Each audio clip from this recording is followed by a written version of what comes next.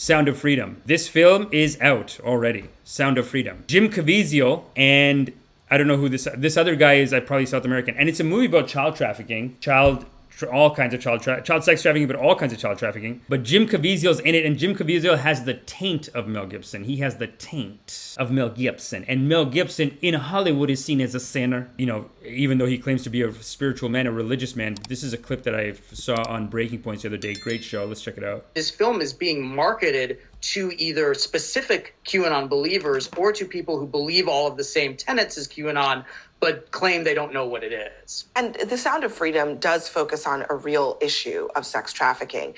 But that theme, it's sort of like that kernel of truth that feeds the QAnon conspiracy theory.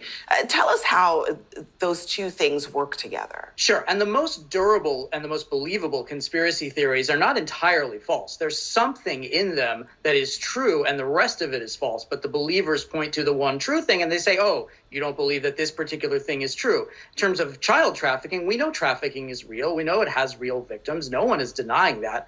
But these films are created out of moral panics. They're created out of bogus statistics. Oh, it's a moral panic. It's a moral panic. I think someone is projecting, but we'll talk about it. They're created out of fear. And with something like Sound of Freedom, it specifically is looking at QAnon concepts of these child trafficking rings that are run by the high-level elites and only people like Tim Ballard and only people like Jim Caviezel, and by extension, only people like the ticket buyer can help bring these trafficking rings down. Okay. See, this is wrong. This I felt like was such a... You know, the crazy thing is that these basically CNN... I don't know why liberals do this so much right now, but there's so many issues, like anything with Trump, anything with Mel Gibson, and they're like, no, you're not allowed to watch. It's dangerous. Don't watch it. You're dangerous. And now I have to watch it. The forbidden fruit must be had. And I recommend everyone watch it. I think everyone in the whole congregation should watch it. Sorry, CNN. I don't agree with this attitude that they have about everything, that everything has to be censored and everything is like evildoers and good doers. Let's get to the bottom of why they're saying it. First of all, it doesn't work, but let's get to the bottom of why they're saying it. I'm not going to sit here and pretend like Mel Gibson didn't say some shit, because Mel Gibson did say some stuff, and it's not righteous, quite frankly. And let's get into that actually real quick, too. In my mid-20s, right, the first time I really came over here, I had a whole bunch of weird paranoid suspicions about what the hell was going on, because there was a lot of stuff I couldn't understand. Right. And nobody was really bothering to explain it to me. They don't. And and I formed a bunch of opinions about the town and about the people in it that were like, surely that couldn't be, because a whole place can't be like, weird town, where the stranger wanders in and all the people are in the bar and they all shut up when he looks at them and they tell you don't go into the house on the hill, and it's like that. And then you go away and you think, no, I was wrong. I mean, that's insane thinking. I'm filled with Jews, all Jews. He doesn't say that. Paranoid. I imagined that stuff. That couldn't be the reason for why so-and-so was acting like, could it? And then you find out later on the track that you are exactly on track with a lot of this stuff. Not specifically on track, but that you could, that some of your worst nightmares were real at the time, and you think, a place. Yeah, covering for child molesters, that is, or covering for like Harvey Weinstein, maybe. I don't know. What is he talking about? That's the problem. This is the root of the issue here. This is the root of the issue, and this is what always happens in these culture wars. This is a culture war between Mel Gibson, Jim Caviezel, and those sinners in Hollywood. Hollywood, we know, is a den of sinners. It is full of sinners. They do have a casting couch issue. They have a lot of people like the Harvey Weinstein types that are there, and it's just fake, maybe. And it is, if you watch film noir movies, they always set film noir in Hollywood because they always see Hollywood as like, they call it Tinseltown. They're like, it's a place that looks perfect on the surface, but behind it, it's just like very rape. You know what I mean? It's like extra happy on the surface, extra on the background. And that's a Hollywood's MO a little bit. And all kinds of weirdos there too. There's people that are into kid stuff. There's the porn industry, which is fine. But then it's always been abusing like younger people, younger, beautiful people. But I don't even know if that's what he's talking. What is he talking about? A place like this can humiliate you. I think it is about the Jews, this one. And it can humiliate you. It can be humbling. I mean, it does rip your life to pieces. Is it? If you'll let it. Yeah. And it's always pounding at the walls. It's these little guys These little heathens with no soul downstairs with horns on their head with a battering ram trying to like beat your walls in. Now, Gibson. Wow. That's terrifying. That is quite terrifying. The music was great too. See, this is a big issue in the community. Now, he doesn't mention there because he's smart enough not to mention it, but around that time, he also said Jews start all wars. People are going to welcome you back, and other people are going to be like, you should never come back. Why? Because of what happened before. What happened before? The remarks that were attributed to you. That were attributed to me. Yeah. That I didn't necessarily make. Mm-hmm. Okay. That I didn't necessarily make, but he did make them. Come on, man. He's so aggressive with because what this reporter is referring to is that he did say Jews start all wars. He did say that. And he did say a bunch of other stuff about Jews. And if you watch his movie, Passion of the Christ, it's basically blaming the Jews for killing Jesus. And if you watch the movie, Jesus is so righteous in it. And the Jews are like they're like conniving little evil people. You know what I'm saying? This is them on the set. Him and Jim Caviezel. This really is the start of this culture war. Him and Jim Caviezel on set. We're going to put them on the righteousness scale. We're going to figure out where they belong on righteousness for doing all this. But he did say it. That's what makes him an extra sociopath. When the guy's like, your comments that you allegedly said. Oh, so I allegedly said them. So I didn't. You can't even say that I did them. But, I gather you have a dog in this fight. Pardon me? You have a dog in this fight? Or are you being impartial? You told me I'm trying to be impartial, I guess. Okay. Well, I'm back, and I hope it works out, and I hope people will graciously accept me back. Okay, that's actually nice, because he's basically saying, I hope people have the grace to say, you know what, Mel Gibson made a mistake, and he's back now. But he did say a bunch of shit about Jews. And, we have to get to the bottom of these issues, right? All these culture war issues, all these fights in the community, they are of a low vibration, but how do we figure out who is righteous and who is not without looking at the full history? And one of the things that happens when you look at the full history brings you out of that darkness, because every time people are in a fight, they always want you to just remember the last thing that the other guy did that was bad, but then they never want to talk about the full history of it, because when you get to the full context of it, they know you're going to realize that it's gray and it's complicated and nobody's actually evil, and we are all children of the Most High God, and we're all doing our best, and this is just what happened. You know what I mean? This is what happened. Their people did this to you, and you're traumatized, and then you guys did that to them, and they're traumatized, and they're just fighting back and forth, generation after generation. Now, the interesting thing is that he says that Jews start all wars. Now, in my opinion, and I don't want to be rude to anyone here, I think conservatives start all wars. What do you guys think in the comments? I feel like even when two countries go to war with each other, it's not all the people here and all the people here fighting. It's the conservatives in this country saying, let's go, and then the conservatives in this country saying, oh yeah, you want to go, and then they start the fight, and then they're like, okay, well, we're fighting now, everyone else has to go. That's how World War I was started, and World War II happened because of World War I. And all this shit that's happening in the world today happened because of World War II. So you can trace it all the way back to that. It's just a bunch of jocks, bunch of jerks, conservatives, fighting with each other and being like, no, we gotta go. And that's what I feel like what with Mel Gibson's fights are, because he's in Hollywood, and there is this sense that Jews run Hollywood and they're discriminating against me or something like that. So he feels like he's discriminated against. So then he comes out, he backlashes with these comments. He attacks the Jew. He attacks them. And so after he attacks them, then they want to start a fight with him. And now, even though they've made what seems to be, and I gotta watch it, now I'm gonna watch it. Now that they made what seems to be a very righteous movie about human child trafficking, I mean, they made the movie and it looks like it's gonna be, it looks great, it's getting good reviews, but they fell for the trap. This is the culture war trap. And this happens all the time, where the conservative basically baits the liberal into a fight. Because if you look at this, the lead up to this movie is them basically saying, is him and Mel Gibson basically have all these clips out saying like, liberal Hollywood's not gonna like it. Liberal Hollywood, they're gonna attack us. Liberal Hollywood, they're gonna do this, they're gonna do this. And then, of course, this idiot on CNN takes the bait and says, no, don't watch it, it's dangerous. Now I gotta watch it. That's basically how it works. So I'll watch it, and we'll do the proper review of the movie next week. But right now, I did just want to talk about that, and make sure you don't get caught up in these culture wars, because they're not righteous. Sorry, quite frankly, they're not righteous. And what these guys have done, these conservatives, is because they're at a low vibration, like I said, because they're in fear, they're projecting all these issues out onto the world. I'll show you one last clip, actually, of this is lunatic actor Jim Caviezel. Great title from the David Pakman show. Let's take a look at it. I would get the kids out of for this one. Here's Jim Caviezel appearing to lose his mind. Will you fight? This man says no, we'll run and we'll live. Yep, fight and you may die. Run and you'll live, for at least a while. He's doing the exact speech that Mel Gibson did in Braveheart. It's a kook. It's silly. It is silly. Pakman is actually so funny, unintentionally. And I don't agree with him on his Russiagate views. I don't like that he says what he says about that. But on this, he's just such a, you could call it like autistic awkward humor. It's like this, he has this autistic awkward humor about him, David Pakman, that like when his commentary is always so good on these videos. Dying in your beds many years from now, would you have been willing to trade all the years from this day to that for one chance?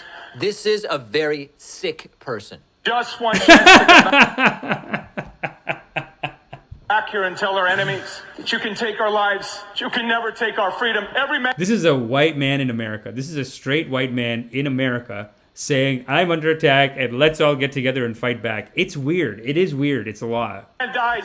But using the exact same words as Braveheart. Like he's doing a Braveheart speech in front of this crowd. This is an issue, right? This is the issue. Not every man truly lives. You. We must fight for that authentic freedom. Is he also doing like a slight Scottish accent on top of, like, this is crazy. And live, my friends. By God, we must live. And with the Holy Spirit as your shield and Christ as your sword, may you join Saint Michael and all the angels in defending God and sending Lucifer and his henchmen straight right back to hell where they belong.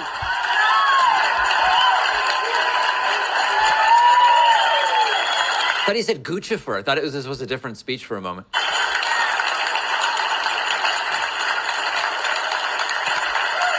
Sorry, Pac-Man.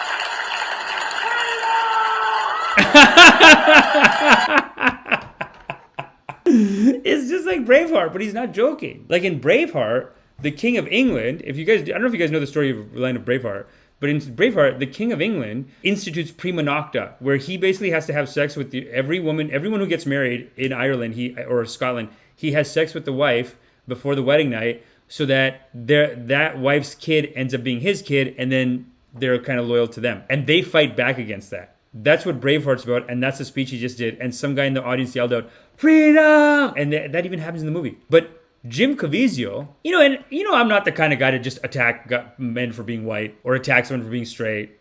I feel like a straight white guy myself. I feel like I'm in charge here. Like there is no oppression on me. I feel like I'm the oppressor. You know what I'm saying? And I'm brown. For a straight white guy like him in America, killing it in Hollywood, for him to say like my life is under attack and we have to fight back, and to do the exact same speech as Braveheart, a movie where the king had sex with your wife on the wedding night, it's a little bit weird, right? It is a little bit like a mental health issue, I think. Reminder, this is the For God and Country Patriot Double Down Q event in Vegas. So this is why, right? I mean, this is why. And by the way, big fan of David Pakman. Thank you so much. I just feel like there's not enough room on the screen right now, brother. I do love your show. We did show him earlier. Check out David Pakman. He's great. He doesn't need our help. He's doing great. But this is a great clip. This weekend. We are headed into the storm of all storms. The storm is upon us.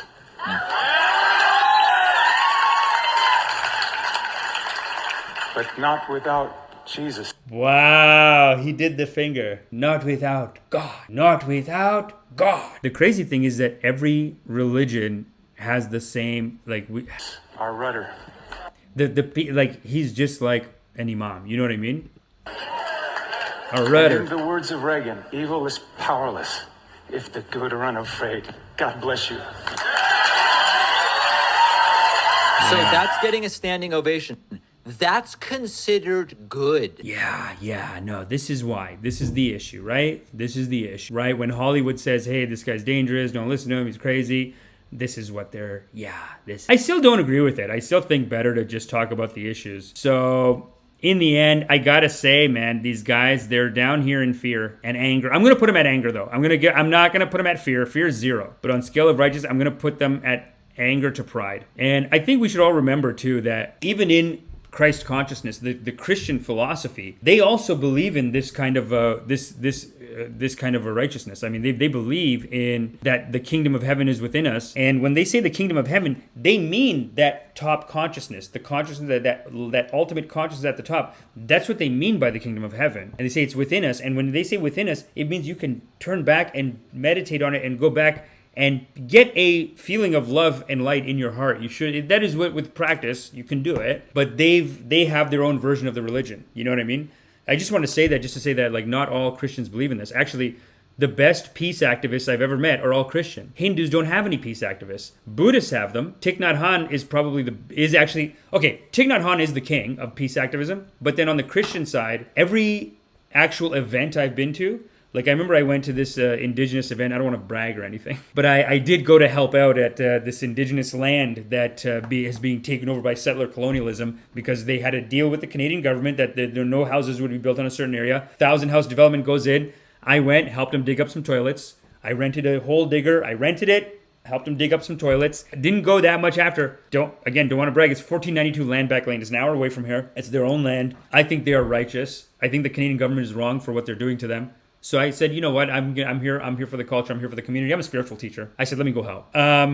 By the way, full of hot girls. Just saying. Just letting you know. Right? Like I know all these guys, like I have this friend of mine who does all this free work if it's for like the police or if it's for some rich guy who needs some bullshit.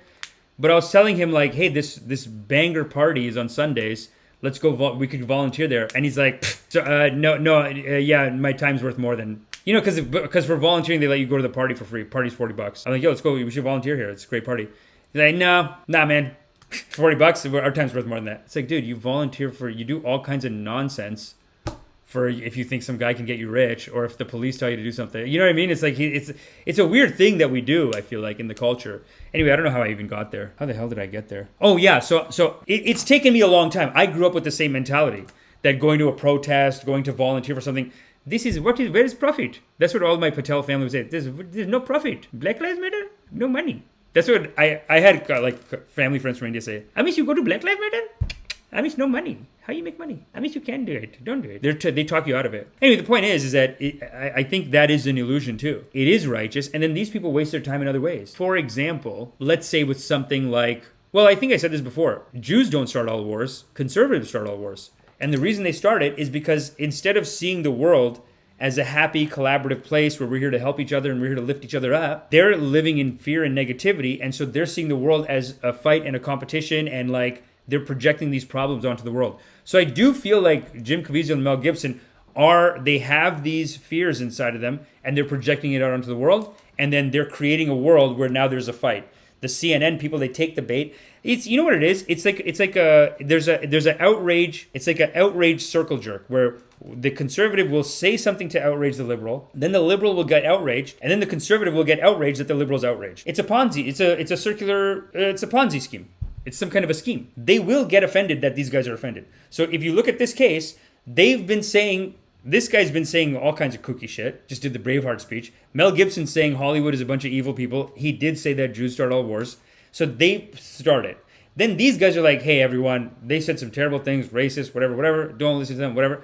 These guys say, it's wrong. I don't think they should have taken the bait. But then these guys are actually now offended that these guys got offended. And you can see that all over the internet. And what I would say is just stop it. If you look at the full history, you can see that we are not, there's nothing to fight about here. And Mel Gibson too. I mean, he has to see, that Hollywood, these guys are all mad that they're like Jews are in Hollywood. The reason why Jews are in Hollywood is because Christians thought it was trash and they wouldn't work in the business. So only Jews were allowed to work in it. Christians were like, no, it's below us. And then they made it cool, and then the Christians want to get in on it. And then when they want to get in on it, there's gonna, the Jewish people are gonna be like, yeah, but I already hired my whole family, like everyone's working here. You want me to hire you now? So then the Christian gets mad, it's like, oh, you did nepotism. So first they were first the Jew was shunned, then the Jews made a beautiful industry out of Hollywood. Then the Christian feels, oh no, you shunned me. Now I will attack you. And then these guys are like, okay, no, don't listen to him. We have to attack him. So that's what I mean when I say if you get to the bottom of it, you get to the full history, then you see that we are all children of the Most High God, and everyone's just doing their best. We're gonna rate them high here. We're not, we're gonna give them. Let's go anger. Let's put them right at pride. Right at pride. Right at pride. And the moral of the story is, you are loved because you are loved. Such is the nature of loving kindness. Okay? So now that I've done my karmas, make sure you do your karmas, hit the like, hit the subscribe, and sign up for meditation. Ascension is upon us, foolish. Sign up for meditation immediately. Ha! Am I still here?